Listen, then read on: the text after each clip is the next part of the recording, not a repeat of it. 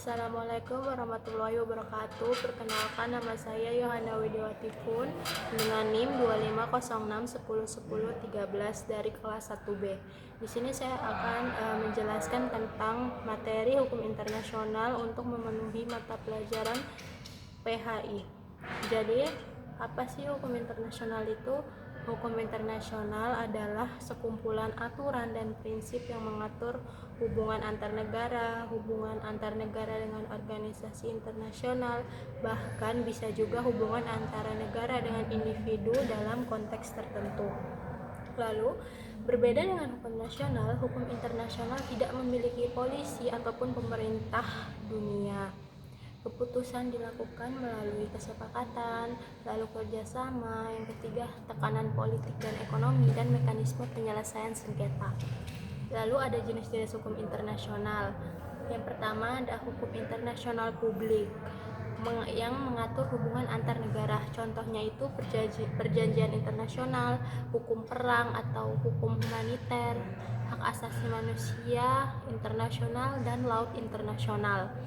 Lalu yang kedua ada hukum internasional privat, mengatur hubungan hukum antar individu dari negara berbeda, misalnya pernikahan antar negara, bisnis internasional, bahkan sengketa kontrak lintas negara. Lalu yang keempat ada sumber-sumber hukum internasional. Menurut Statuta Mahkamah Internasional ada 4 sumber utama. Yang pertama, perjanjian internasional, kesepakatan tertulis antar negara seperti Piagam PBB, Konvensi Jenewa, dan UNCLOS atau hukum laut.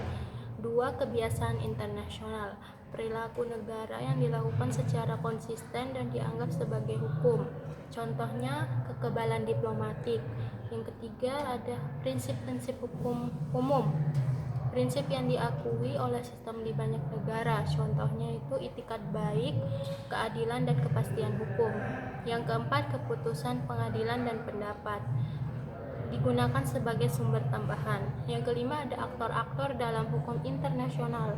Tidak hanya negara yang terlibat, tetapi juga organisasi internasional seperti PBB, ASEAN, dan WTO. Lalu individu dan perusahaan, terutama dalam hukum HAM dan hukum pidana internasional. Lalu kelompok atau gerakan bersenjata dalam konteks konflik internasional. 6. Contoh kasus hukum internasional. Untuk memperjelas, saya akan memberikan contoh nyata penerapan hukum internasional.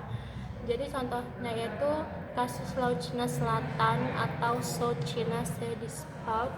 Filipina menggugat Tiongkok ke Permanent Court of Arbitration atau PCA. Pengadilan memutuskan bahwa klaim 9 dash line tidak memiliki dasar hukum. Lalu yang kedua ada pelanggaran HAM internasional. Contohnya itu kasus genosida, kejahatan perang, dan kejahatan terhadap kemanusiaan ditangani oleh ICC atau International Criminal Court.